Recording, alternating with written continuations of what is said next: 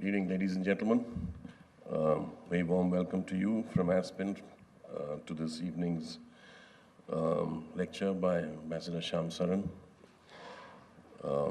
The India's Development Partnership Program is, I think, if I'm not mistaken, a fairly well-kept secret, given how much we are doing and to the extent that I know it, how well we're doing it in the way it's conceived and what we managed to do with the budgets that we have. Although I'm part of Aspen, I didn't choose a subject, but it's wonderful to be here to expand our knowledge on this very important element of our international relations. And there's, I think, no better person than Shyam to make the presentation on the subject. I think it's very well recognized that Shyam is one of our most distinguished diplomats, thoughtful, with great depth, tremendous balance in the assessments that he makes. He's had a very distinguished career after he joined the Foreign Service in 1970. He has been posted in Beijing. He was, I think, deputy head of mission in Tokyo, and he has headed 4 missions. He was High Commissioner in Mauritius, Ambassador in Indonesia, and then Ambassador in 2 of our neighboring countries, Myanmar and Nepal. And technically, I suppose Indonesia too is a neighbor, a maritime neighbor, so he's been Ambassador in 3 of our neighboring countries. I don't know if neighborhood stretches all the way to Mauritius. Why not? He's also had stints in specific areas of expertise, including, I think, climate change and atomic energy. And he had a high point during his period as Foreign Secretary in the Indo-US nuclear agreement, which was a real achievement, and in the intensive work that went into making it happen. And after he stepped down as Foreign Secretary, if I'm not mistaken, you're the only Foreign Secretary to say no to an extension of tenure. The Prime Minister then invited you to join his Secretariat as his Special Advisor on Climate Change. And then he's heading, today, the Chairman of the National Security Advisory Board. He's also heading a think tank, RIS, Research Information Systems for Developing Countries, and very active. He gave a very thoughtful lecture yesterday on India's nuclear position, deterrence, and today he's here to talk about development partnership. So without further ado, Shyam, may I invite you to this. Thank you.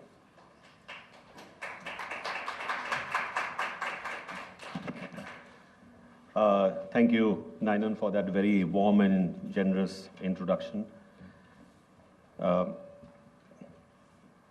I hope I'm not being a serial inflector of my views on patient audiences, because actually since yesterday I have had this is the 3rd interaction that I have had to participate in this morning with a very lively crowd at the National Defense College, who really put me through my paces.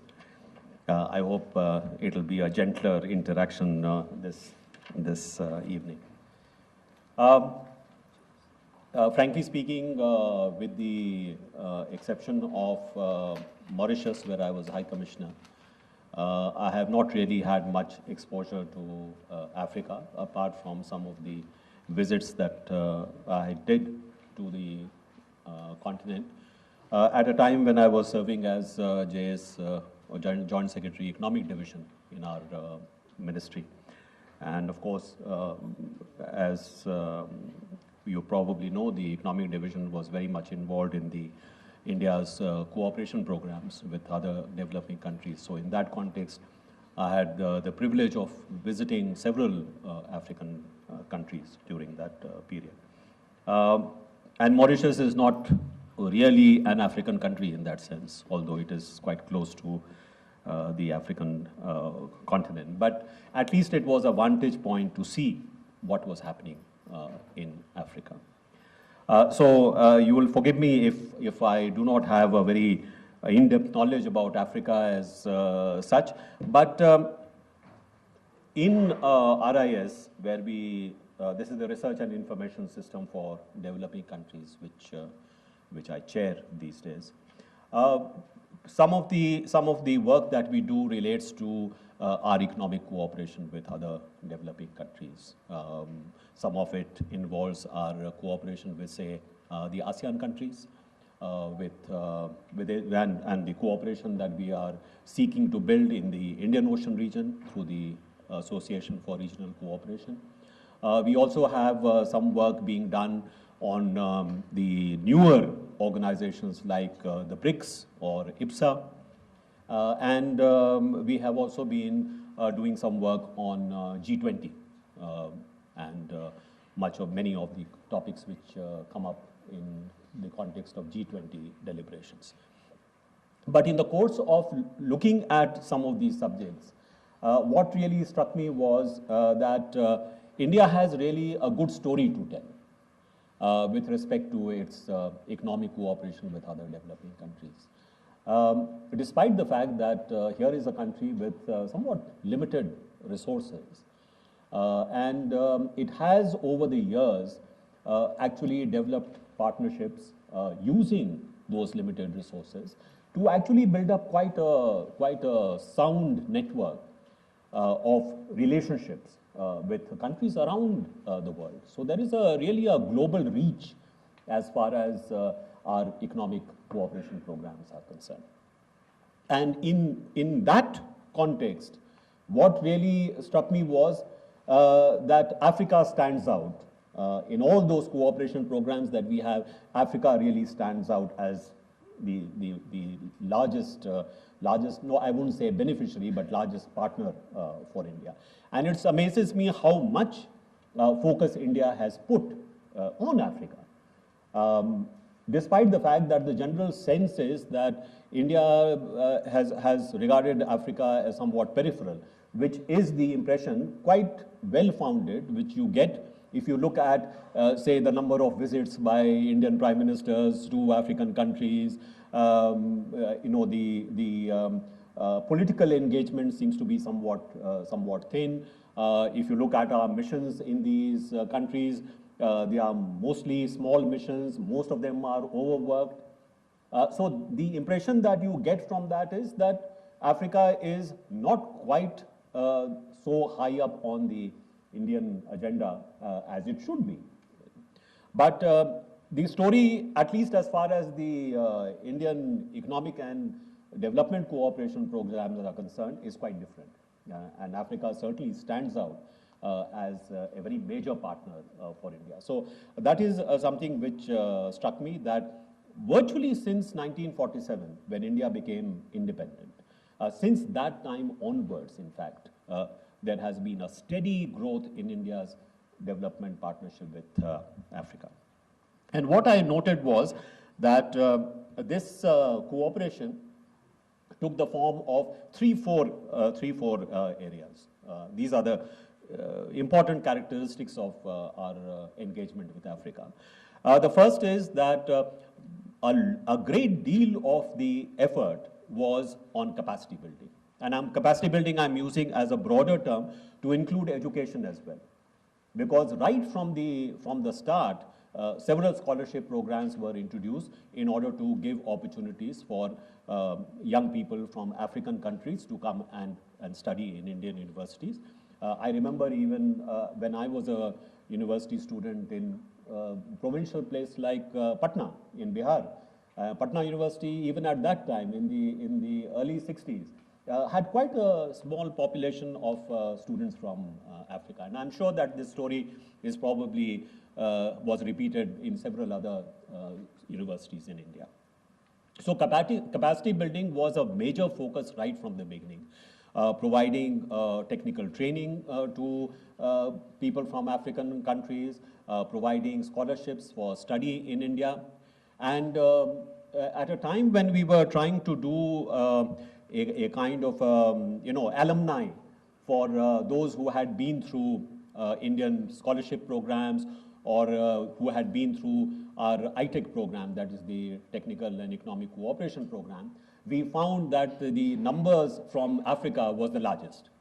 It was by far the largest number of people who had been through these programs. So a calculation was made that something like $2.5 billion have been spent since the ITEC program was inaugurated on these programs, and roughly about 1.5 billion of that actually went to Africa. So you can see the extent of focus on Africa. So the first point of emphasis was in the development cooperation, focus attention on education, focus attention on human resource development. And I think this has gained a huge amount of goodwill for India across Africa. You meet a large number of people in government, even leaders.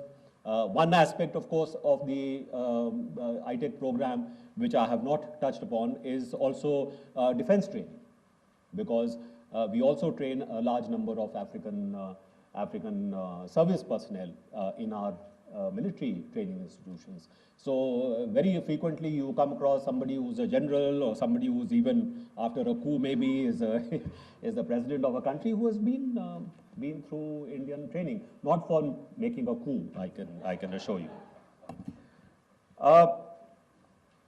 Then the second aspect of our focus was on what I would call institution building, but also linked to capacity building, which is setting up institutes within African countries to cater to capacity building. So a large number of vocational training institutes were set up in several African countries. In some, we also have something called the Small Entrepreneurial Development Institute, that is to foster entrepreneurship amongst African countries. More lately, of course, we have gone into the area of IT.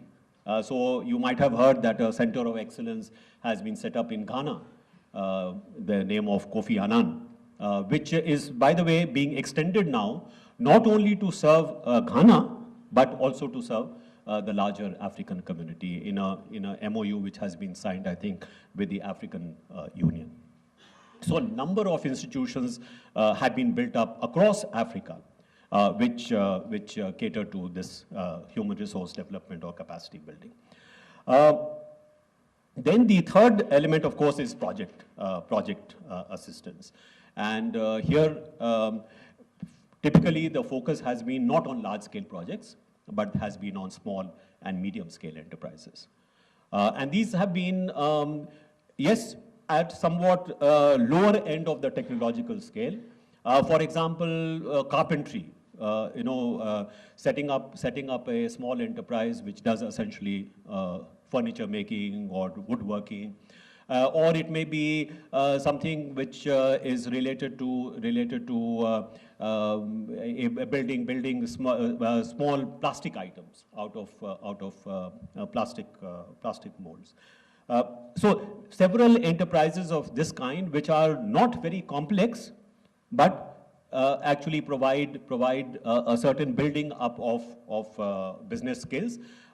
It includes, by the way, things like business accounting is also part and parcel of this small entrepreneur development program. So the project assistance has been essentially in the SME sector. Then when Africa itself started moving towards setting up a true African community or a African union, then some of the projects that we started doing were related to the pan-African region. And the best, of course, in this is the digital, electronic and digital network, the Pan-African Digital Network, which was set up by India, which connects virtually all the African countries with a fiber optic link as well as satellite communications. So this is something which is actually a major game changer in Africa, because what it has done is that, quite apart from creating communication channels which provide, for example, e-education or e-health.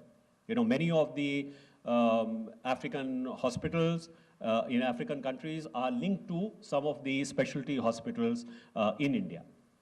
And through these links, a lot of specialized health information, diagnostics is actually made available to those institutions in Africa. And the same thing with regard to e-education. There are several universities now in Africa which are linked through the Pan-African network to some of the premier educational institutions in India, whether it is the management institutions or engineering institutions. And this is now expanding quite rapidly as Africa itself, its demand for skills, its demands for higher education, in fact, increase. So this is another aspect of our engagement. And of course, as you know, we have already had 2 India-Africa summits with a large number of African heads of state and government who have come together with our political leadership to see how we can advance further our cooperation. And in each case, India has made available something like $5 billion to support cooperation activities between India and Africa.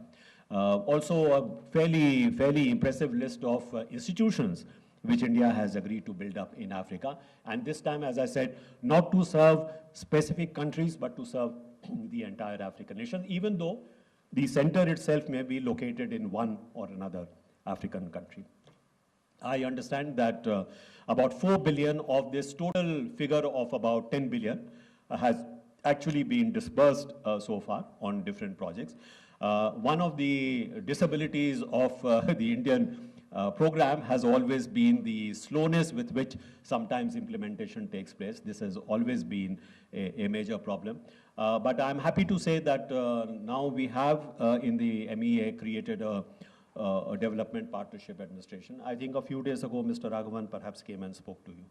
And one of the key reasons why this administration was set up, I think, in the MEA was precisely to ensure that there is some way in which we can hasten the implementation of the commitments that we take. So if there is a downside to the Indian engagement with Africa, which I'm sure some of our African friends always draw attention to, it is the fact that the Indian system does not move fast enough. This has to be, of course, something that has to be addressed. Now, I would just like to conclude by saying that the reason why I did this exercise, I don't know whether any of you have seen this little discussion paper that we had brought out in the RIS. Anyway, it is available on the RIS website should anyone wish to look at it.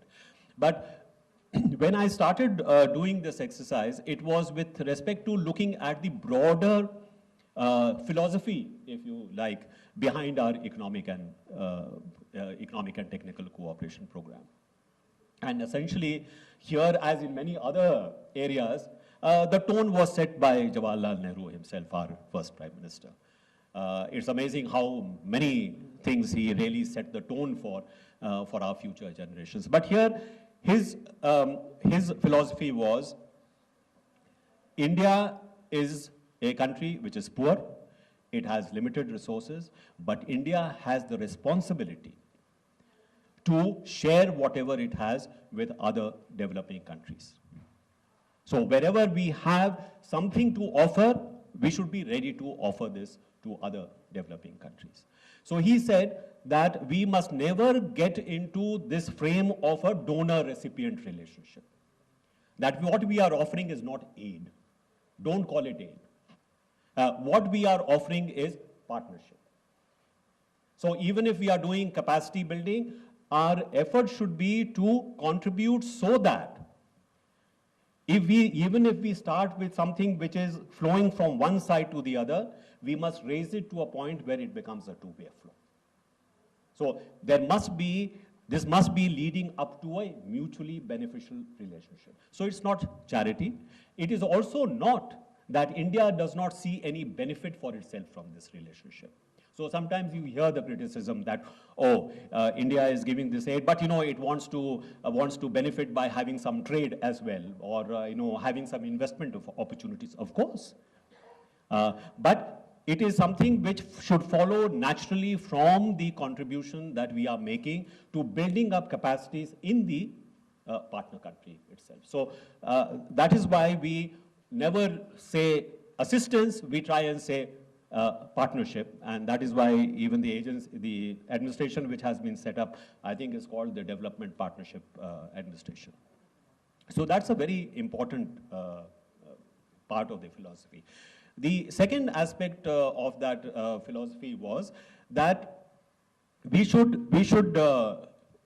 our approach should be that whatever we are offering is something which is not determined by us, but it must be determined by the partner. We must align ourselves to the priorities that are determined by our partner itself, rather than prescribe what the partner should do, or that we know better and you should listen to us. So that was a very important part of the philosophy, as I'm saying. That never try to impose what you think the other side should do. Try and understand from the other side what they require, what they need, and you align your cooperation from that point of view. Which is why, a lot of the African countries, if we look at I sometimes look at the record of, discussions between, say, a prime minister and a visiting African head of state, or when the prime minister has gone there, and you'd be amazed how much you find the focus on capacity building or education. If they want something from India, it is, we want that there should be more opportunity for education. There should be more opportunity for training our people, so that we can stand on our feet. So it is, in a sense, how to align your programs with their priorities, and with the aim that perhaps at some point you make yourself irrelevant to their capacity building. And I would say, thirdly, the other aspect, which of course has become some bone of contention in the current debate on development cooperation, international development cooperation, really relates to this whole aspect of conditionality. Or should you not insist on certain minimum governance standards? Should you not insist upon certain political conditionalities, like is there democracy or not? Is there human rights observance or not? Are you giving money to a corrupt regime? What is the accountability for what you are giving? Many of these issues come up. I would say that the general experience of India has been that bypassing the government in the partner country is not a very good thing to do in terms of even the effectiveness of what you are offering. And therefore, we have very consciously tried right from the beginning never to try and bypass or go over the heads of the partner country governments. And if we have been able to work together with the government agencies in the partner countries, actually we have had much better results. That has been our own experience. And even in terms of can we or can we not influence, whether it's democratic or not democratic, again, one's experience has been that you are likely to get far more traction if you don't go and shout these things from the housetops, but if you work quietly together with the country concerned. I mean, that's certainly been our experience. And if we look at much of the programs, even though it has gone through local governments, but they have been people-centered. So even if we are working together with a government of a partner country, but if you look at the programs themselves, what are they trying to achieve? They are trying to build up capacity of the people of that country. They are trying to create more employment opportunities for the people of that country. They are trying to make life better for the people of the country. So in a very real sense, it is very people-centered. And this also is something which was set as an approach by no other person than Jawaharlal Nehru himself. So we have a great deal to we owe a great deal to that first Prime Minister of India, who I think in many ways gave us a very good template for pursuing our foreign policy, for pursuing our partnerships with developing countries. Today, of course, we are engaged in a major discourse with many of our Western country partners on the whole concept of development cooperation. What are the norms we should follow? Should we follow the norms which essentially are the OECD norms for development cooperation? Well, it's not development cooperation, but it is ODA. But even if we say that you are a source of assistance and you must follow certain norms.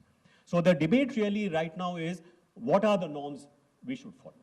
Are there some common norms that we can develop with our Western country partners? There are areas where I think we can certainly learn from the experience of our OECD partners, because on things like accountability, on things like judging the effectiveness of what is the aid you are providing, perhaps they have a better template than we have been able to develop so far. But in terms of other areas, for example, what I say, is this something which follows the priorities of the partner countries? Is it something that you work together with the target country's government? On these, I think we have perhaps something better to offer than perhaps the OECD model. I think I will stop here. Thank you very much for your attention.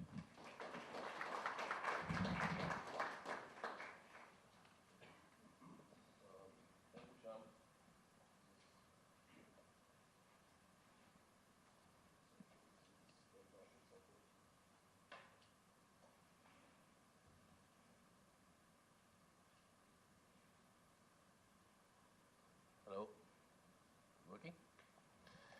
Okay. Thank you, Shyam. I just would like to kick off the discussion, and then we go into comments and questions from the floor by asking if you'd like to elaborate on one part of the model that I think, if I understand it correctly, we have, which is by using the Exim Bank. That the financing model is that we actually borrow money from overseas, and the Exim Bank makes up the cost difference, and then the money becomes available to the partner country at a subsidized rate. So we actually provide the subsidy, we don't provide the full capital, and then the money is of course got to be repaid. So is that, and this sort of gets you much larger sums to deal with than you would otherwise be able to fund directly through the Indian budget. And the figure that I've got is $3.5 billion a year. Is that correct? The Exim Bank route is only part of the financing flows which are made available, as far as I know. Because there are also government-to-government credits which may be routed through, for example, the State Bank of India. I myself have seen some of the places where I have served, where the assistance is given from the Ministry or Department of Economic Affairs as, say, a grant or as a low-interest loan. But the routing is through the State Bank of India, but in some cases also through the Exim Bank of India. But yes, there are also occasions where the model that you have mentioned is followed, because it gives you that leverage, that you are spending less, but you are actually leveraging more in terms of financing flow. So there are a number of different patterns that we follow in terms of our financing flow. I am afraid I cannot really confirm about the figure that you have mentioned, because I have not really looked at what the exact figure could be. Okay, I got the figure from talking to one of the people in the DPA who mentioned it, so, but yeah, it's not been ratified in any way. I'm sure that is accurate. That's one issue. The second, and I don't know if you will consider this a predictable question, is comparisons with China. In the sense that China was the first mover, if you want to put it in those terms, way back in 2000 or so. They have put far more resources into their Africa relationships. You see these huge big Africa summits taking place all the time. The figures that I've managed to pull out suggest a really major engagement, $20 billion of aid in 3 years, training 30,000 Africans, funding 18,000 scholars, their largest trading partner with Africa, largest aid provider, $98 billion in Chinese projects in sub-Saharan Africa. The numbers are just huge. So is there a strategic constraint that we might come up against in this context? You know, I have always believed that it's a mug's game trying to, always trying to pursue what China is doing. We must also go in the same direction, or we must also have the same level of engagement. It's not possible, and number two, I don't think it is necessary. Far better for India to focus on what its strengths are, and let China focus on what its strengths are. I think mere numbers in terms of what is being given as amount of money to African countries, or what is the large amount of scholarships which are being made available, I think that's fine. I mean, we are not, I think, in competition with China in this respect. I think what is very important is that India has, over the last several years, carved out a certain position for itself in Africa. It is seen as a benign partner. No matter where you go in Africa, India has a very good positive image. It is not linked to how much money India has given. But it is certainly linked to the fact that there has been a sense that there is a genuine commitment which India has to the building up of, as I said, capacity in the African countries, providing educational opportunities, even in terms of trade and investment. If you look at the pattern of trade and investment, it's not as sort of extraction or resource driven as maybe the Chinese. That has a certain downside. As you see, there has been some blowback in some countries. Yes. We have, I think, very intelligently been rather careful in which are the areas that we go. To say that we don't have an economic interest in Africa, that's not true. Africa is today growing at the rate of, last decade it has grown at the rate of about 5.2, 5.3%. May not be as spectacular as some of the other emerging countries, but in fact this 5.2, 5.3 hides the fact that there are some African countries which are growing very, very rapidly indeed. Certainly Africa is a source of very valuable resources, including energy resources which India needs. I think India will certainly be interested. Indian companies are already in Africa in a rather significant way. We do not have the assets, we do not have the resources which China has. I think we should accept that. And within the limitation of what our resources are, what is the best use that we can make of those resources? And I think in that context, I would think that India has done rather well. So even in terms of trade, I think if I look at the way trade with Africa has increased, I think today it's something like $65 billion. We are looking at almost $100 billion by 2015. Now, if you look at where we were maybe 10 years ago and where we are today, that's a pretty spectacular expansion.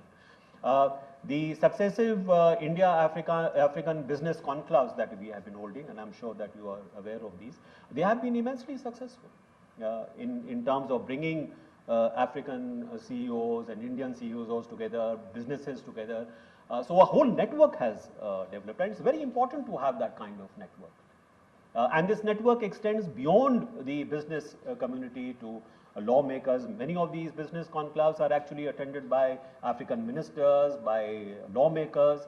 So over the last several years, thanks to this particular initiative, which I think was started in 2005, if I'm not mistaken, this has actually spread very quickly. So I would rather be patient and continue to do what we have been doing well, and I think the returns will come. I don't think we should always be looking at what China is doing. Okay, just to supplement what you said on African growth rates, I saw a figure which said that 17 African countries are now growing at faster than 7% per year. Sure. sub-Saharan Africa. So it is a continent that's changing. My last question before we throw this open concerns what private Indian companies are doing. And one area of concern where you rightly said that there is a bit of a blowback in some countries to some of the things that China has been trying to do.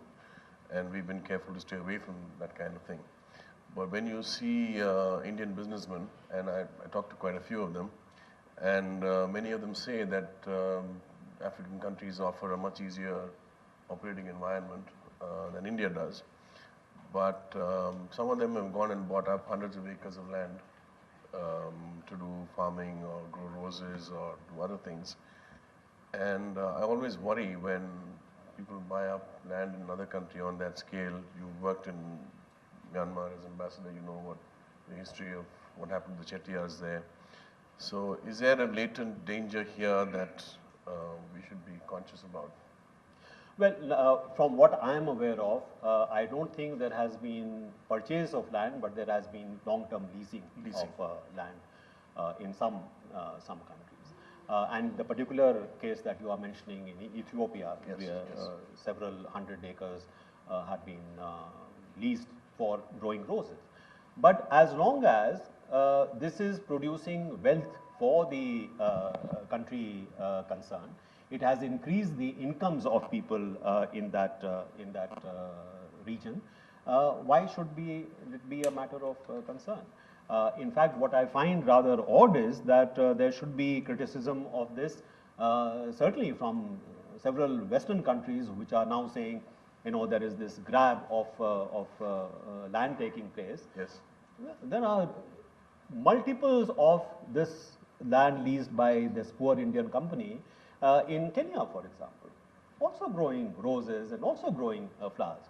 So I think there is somewhat motivated kind of criticism, but I take the point that we must be very careful, given the fact that land is a sensitive issue in most countries. So I would hope that we would be prudent. Our advice to Indian companies going into Africa is precisely this, that you should never gain the reputation of being fly-by-night operators, or on the other side only being interested in grabbing resources and then leaving.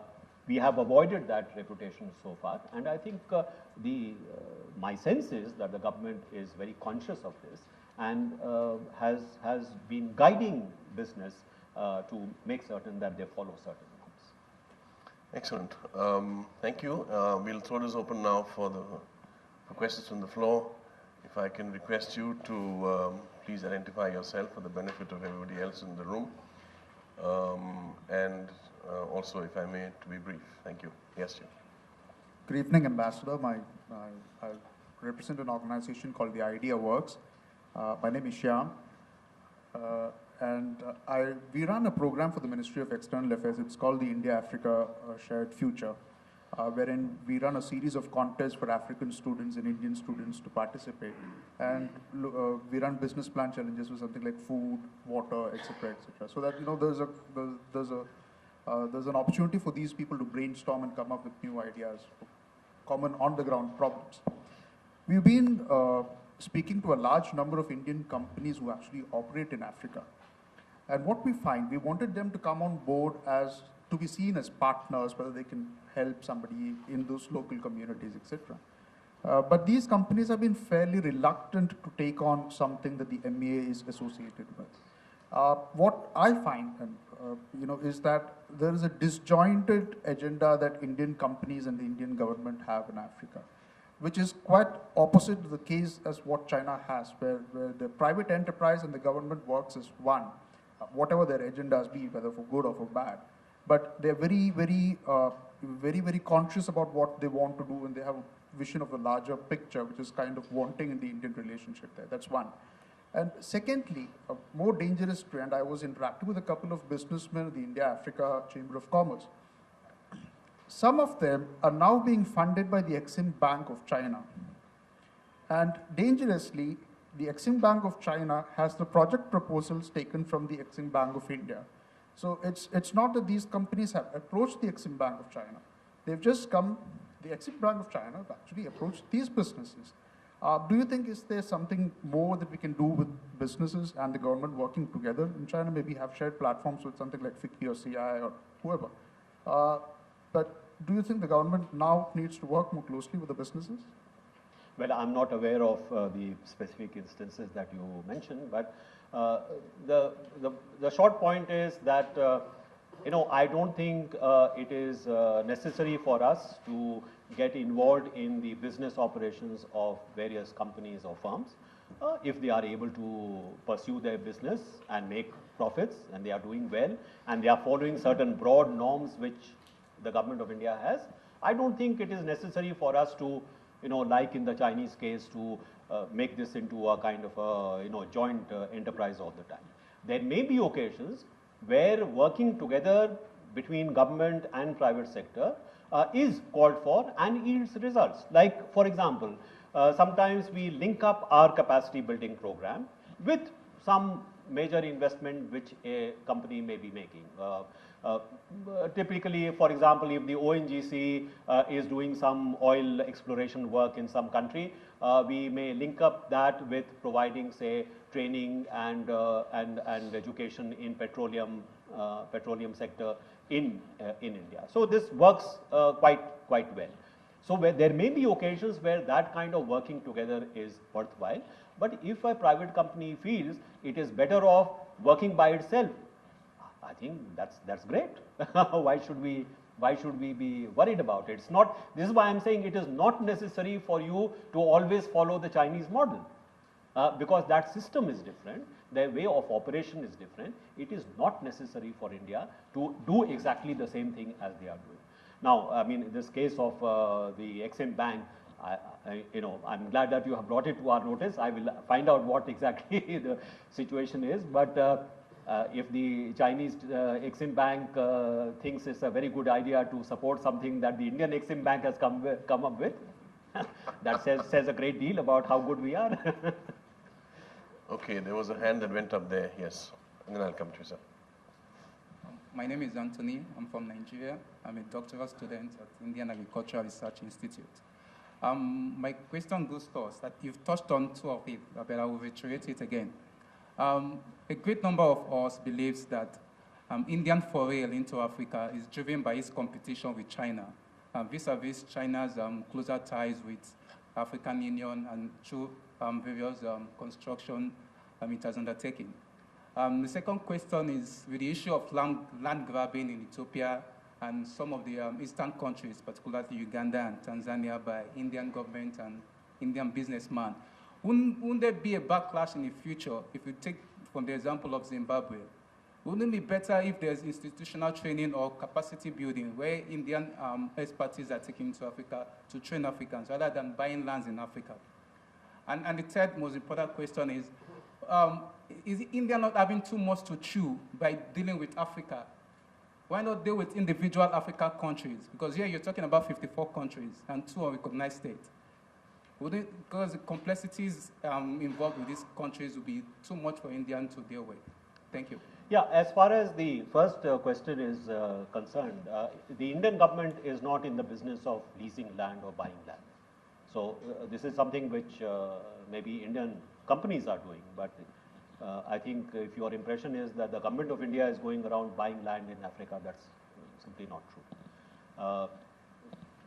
If Indian companies are leasing land from governments in some of the African countries concerned, I don't think that the idea is to try and grab land or to have sort of exclusive use of it. After all, whatever is being invested in some of the land is also producing wealth for the country concerned. I gave the example of the land which has been leased in Ethiopia, land which would not have been producing income or large return by having an export market now of those flowers into Europe. Large amount of income is being created. Yes, the Indian company is making certainly profit, but that is also being spread to those who are engaged in that business. So I don't think there should be a blanket kind of a refusal to look at any kind of land transactions. I think one should look at whether or not that particular transaction brings added value or it does not. If it does not, certainly it should not be pursued. I mean, that's quite clear from my side. As far as the issue of China is concerned, as I said, there may be people in India who are always looking at China and seeing how China has gone ahead and we are left behind. I think it is the wrong way to look at our relationship with Africa. There is a value to India-Africa relationship which is nothing to do with our whatever sense of rivalry that people may feel with China. You know, before China became an emerging economy and a very big economy, our relationship with Africa goes back to a very, very long time. It started almost even before independence, actually, India's relationship with Africa started. So I don't think we should try and put India-Africa relations in the prism of India-China relations. That would not be correct. Lastly, have we started taking too much on? I don't think so. I think with the complaint that we hear most of the time is that we are not doing enough. So if there are African countries which feel that we have taken on too much, I think that message should come through to our government so that we. Would it be better if India deal with, let's say, South Africa or Nigeria rather than dealing with Africa? No, I think India should not pick and choose what country in Africa it should be focusing attention on. I think it is good that India deals with Africa at different levels. It deals with Africa at the bilateral level. It deals with Africa also at the sub-regional level as well as the African level. So why should there be a contradiction? What I'm saying is, rather than dealing with this country individually than saying as an African Union, you could, have a ties with, individual countries. But who rather has than, as Africa as a general. But why have you the impression that we are not doing things bilaterally with African countries? Yeah, because most of the times what we hear is Africa. I think, well, you hear something, but I think before you just talk about hearing something, why don't you look at, I think maybe somebody can give you one of the booklets. You will see the number of projects that we do bilaterally with African countries. It's not that. In fact, the focus so far has been mainly bilateral. The African Union part has come later, and that is because Africa itself believes that there are things that we should be doing with the African Union because there is a objective of creating an African economic community, and African countries want that India should contribute to that objective of African community. So it is not something that we are imposing on Africa. It is what African countries in the discourses that we have with African leaders, this is what they want. But your impression that we are somehow focusing attention on Africa as a whole and we are not doing anything on the bilateral side is simply not correct. It's simply not factual. Most of our assistance actually flows on bilateral programs. The African Union part of it is actually a small fraction of that big bilateral program that we have. Okay, I think you wanted to ask a question.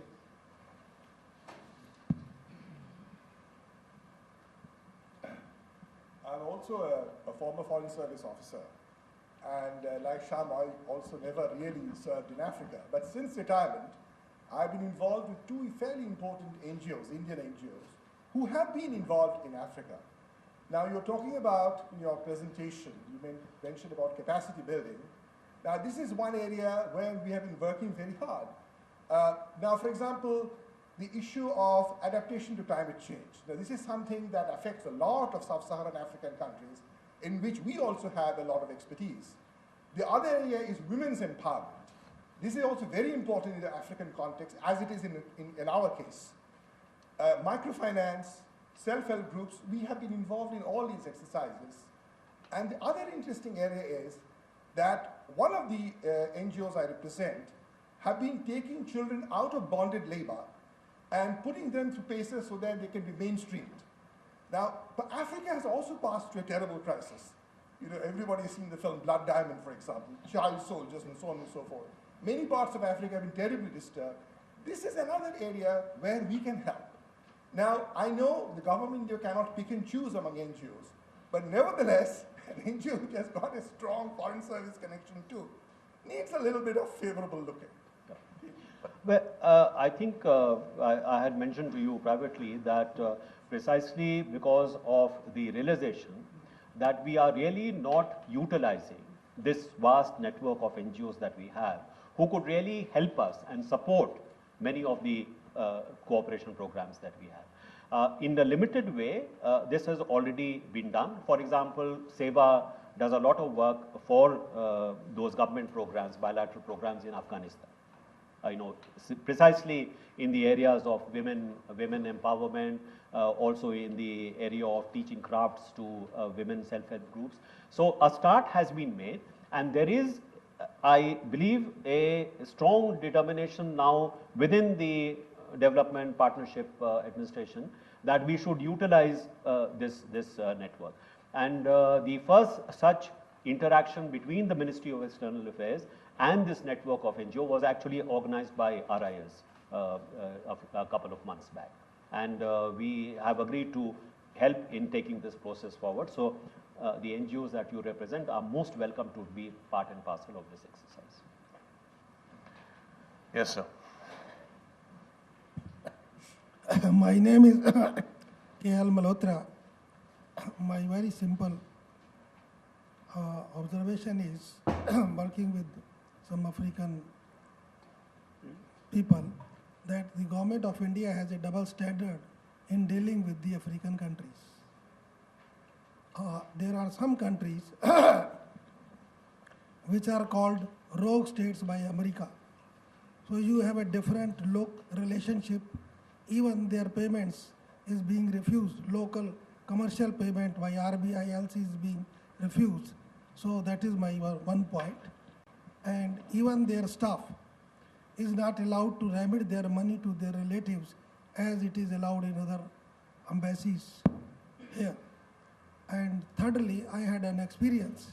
I was in one country, African country, and it was a national conference meeting. And I was told, see, the minister from China with 20 people have come, and from India there is nobody. I said, did you talk to the Prime Minister's office? They say we had returned to the Prime Minister's office. We had went to NDA chairperson. We met even Dr. Karan Singh, the Foreign Affairs so-called committee of Congress. There is no response and nobody represented. So what I am saying is, let us review that India is an independent country where there is a rogue state by America. Because America cannot dictate us. That is the point. Well, I'm at a disadvantage because I don't know which rogue state is being talked about here. But anyway, let's not. Personally. Let's not get into which country is a rogue state or not. India is certainly not in the business of labeling countries as rogue states or not rogue. That is somebody else's specialty. It's not our specialty. We don't go around doing that. Sometimes what happens is that there is a payments problem because of the US dollar being the currency of settlement. We have that problem, as you know, with Iran. We buy oil from Iran, but we are unable to settle that in US dollars because the US dollar, according to the sanctions regime, cannot be used. So I think there may be cases like that where because of that technical problem, maybe we may have run into some difficulties, but certainly not because India has accepted that since the United States has called somebody a rogue state, therefore we also decide that it's a rogue state. I don't think that's an unfair criticism. With regard to the particular political conference that you are mentioning, again, I can't talk about specific events or specific incident, but I myself have said that there has been perhaps less of political engagement on the part of India with African countries than there should have been. I have myself acknowledged it. So what happened in this particular case, again, I don't know. But also, I do not think again in this case that because China has sent 20 people, therefore India should also send 20 people. I don't think that is necessary. Yes, ma'am. My name is Suresh Goel, DG ICCR, Foreign Service Officer.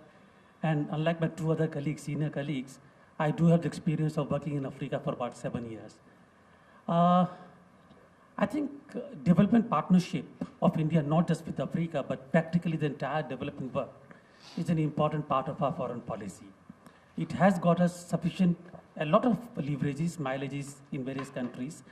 But I do think that the way we conduct, I think the principle is good, but the way we conduct our development partnership does leave a lot to be desired. My own experience in Egypt and South Africa, it came out that there was no linkage, there is no connection. There is a disconnect between our own partnership and the business. The fact is that in Africa, at the moment, while they do need support in terms of, or they do need partnership in terms of developing their human resource or capacity building, etc., but more than that, what they need are the capital inflows. And the capital inflows from India are in terms of either through Exim Bank or the bank, the project support, etc., everything.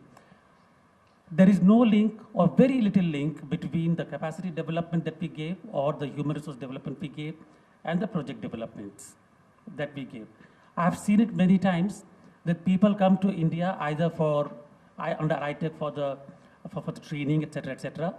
They go back to the country very happy, and then whatever they have been trained in, for example, like if it's irrigation or the water resources management, they come to Roorkee, learn that whatever the best we can offer in terms of training in the resource development, and they go back and they go into agriculture. So I think there has to be a way to make sure that whatever we are offering does add to their economy. Number one. Number two, I think, not the comparison with China, but in addition to that, we can't really match China in terms of the resources they can devote, and we don't need to. They have different strengths, we have different strengths.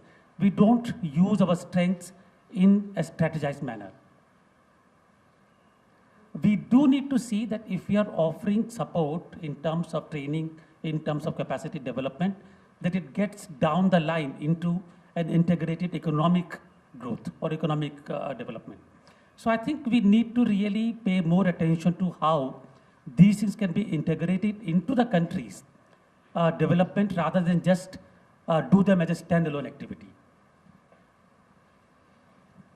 Well, yes, there is been a certain disconnect over a period of time between our business sector and the government sector. But as I mentioned to you, that is precisely what is being addressed, and the business conclaves that we have been having, which is the initiative of the government, and in fact the Ministry of External Affairs. We have been holding it every year, precisely so that disconnect that you are talking about is progressively overcome. And my sense is that actually we have made considerable amount of progress in that respect. Is it perfect? No. Do we have longer road to travel? Yes. But I do not think that we have stood still in that respect. With regard to the deployment of those who have been trained in India, where do they go and get slotted in? That's a difficult problem. That's a difficult problem because, again, for us to say, now we have trained this person, now you please make certain that he goes in this department or that department, may not always be easy. You can suggest that, you can certainly try that, but I'm not sure that we can actually make that happen all the time. So this is a issue that we have to deal with. Yes, I think we can look at ways in which we can try and promote this. But as far as the business part is concerned, I think there is actually quite a lot happening already. That's my sense. Okay, we're supposed to wind up at 7, but I have 3 and now 4, 5. I'm going to ask Sham how much we can impose on you. Another 10 minutes? 10 minutes, okay. Why not take those questions together and then I'll do that. it might be easy. I think there was a hand that went up here somewhere. Or was it you? Okay, go ahead. And then the lady here. Yeah, this is Rajshekhar from ILFS. My question related to understanding if there are any frameworks, institutionalized frameworks for looking at public-private partnerships looking at the African Development Bank, Exim Bank, Government of India, and the respective state country governments in Africa? That's the pointed question. Do you have a question? Thank you. I quite agree with your argument that we don't need to follow the Chinese way, that the Chinese enterprises and the government follows a similar agenda, and that India takes a step where the government is functioning separately than the private entities. However, it would be my suggestion that we do somehow monitor these private entities, because already in a very short period of time, some companies have successfully managed to create some bad blood. Because of shortage of time, I won't elaborate, but let's take the example of Imami. People were evicted, land was leased out to them, they built a factory, and in less than 7 years' time, they're already out of this factory. So, and also there's a lot of fake Indian drugs which are floating around African markets, and African people now, you'll find them saying, Indian drugs, they're all fake. So I don't know, I think maybe monitoring could be an idea. Thank you. My name is Klaus Woll. I have a short question. Do you think that there is sufficient knowledge on Africa in all its differentiations in current times? And what would you suggest to improve information on Africa, and perhaps also vice versa, to elites, to the general public? Was there one more hand that went up? Yes, you, that's right. Hi, my name is Persis. I'm from CPR. My question is, there is a very strong Indian diaspora in Africa. So is the government sort of engaging with that community to further business? And also I want to know about the Pan-Africa e-network. At what stage is it right now? Because I think the budget was about $125 million. So how much has been dispersed, or possibly what kind of projects already, working? Okay, final question. I'm from Kerala, and basically interested in agricultural opportunities in Africa. Is there any scope for protection? Can really offer that kind of protection. With regard to the Pan-African network, it is already in place. And I mentioned to you that both on the medical side as well as educational side, those linkages among Indian institutions and corresponding African institutions are also already in place. So they are already working, and they are slowly getting expanded. As people become more aware of this facility being available, it is in fact being expanded. So that's no longer something which is a work in progress. It is already fairly well established. With respect to the diaspora, in some areas, yes, the diaspora does help the whatever activities we may be doing in terms of precisely what was mentioned about information, lack of information. The diaspora tends to be a very, very, very important, significant source of information for both the government as well as Indian business who want to do business in these countries. But has there been a kind of a conscious strategy on the part of the government to try and utilize the diaspora? I'm not aware of that. It may be through the the Pravasi Bharati network, which also has expanded over the years, and of course there is an African component to that Pravasi Bharati network. So through that, yes, but as a conscious Africa strategy, I don't think so. So the information part, this is a big problem. And part of the reason why we started this India-Africa conclave was precisely to try and overcome that gap.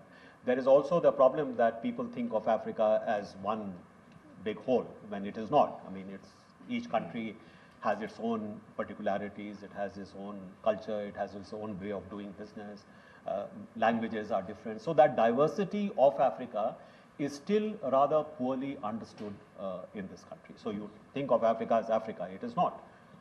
Each country has to be dealt with rather differently.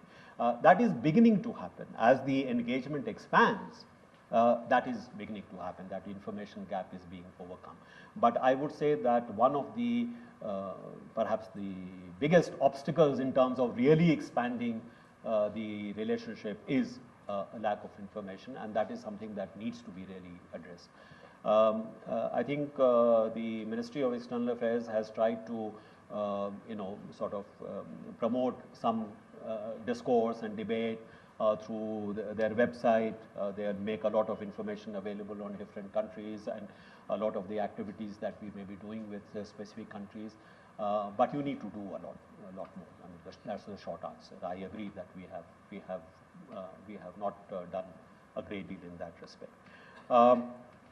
With regard to monitoring what the Indian companies are doing, I think because we have a network of missions, I do know that a certain amount of information flow does take place with respect to what Indian companies are doing.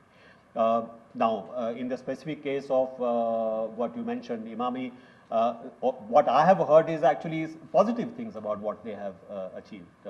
In fact, there was, I'm told, a report about some of the things you are mentioning, and this was gone into, and we had consultations, I'm told, with the Ethiopian government as well.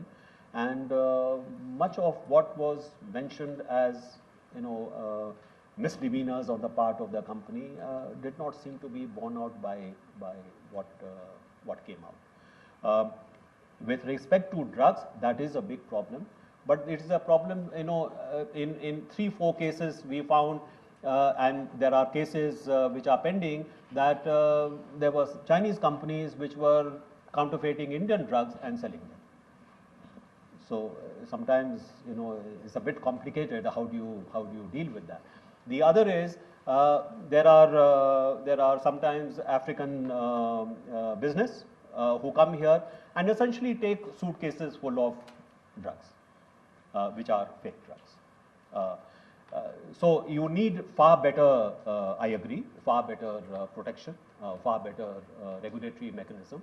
But generally speaking, when we have Indian drugs from the well-established companies, which go through the regular channels and are there available in reliable outlets, I think the Indian drug industry has a pretty good reputation. I think people have begun to understand that there is this underworld in terms of drugs and pharmaceuticals that unfortunately is there. But I don't think it is only a problem with Indian drug manufacturers.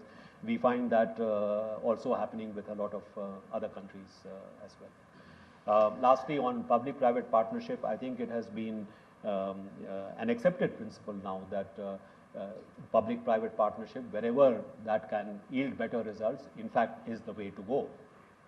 And so we will probably see more of this in the future than has been the case so far. It is an accepted principle now that this is worthwhile too. Well, thank you very much, Shyam. We made you work a little hard. We've had a whole range of thoughtful comments from you, and many areas were covered in the questions. So I think you also had an excellent audience, a knowledgeable group, which brought up a whole variety of subjects, and we learned more through the question and answer session. So I think, thank you very much for doing what you did, and thank you to audience. I find that in the questions and answers, they always treat me as if I'm still speaking for government. I'm not. Very difficult to get away from that identity.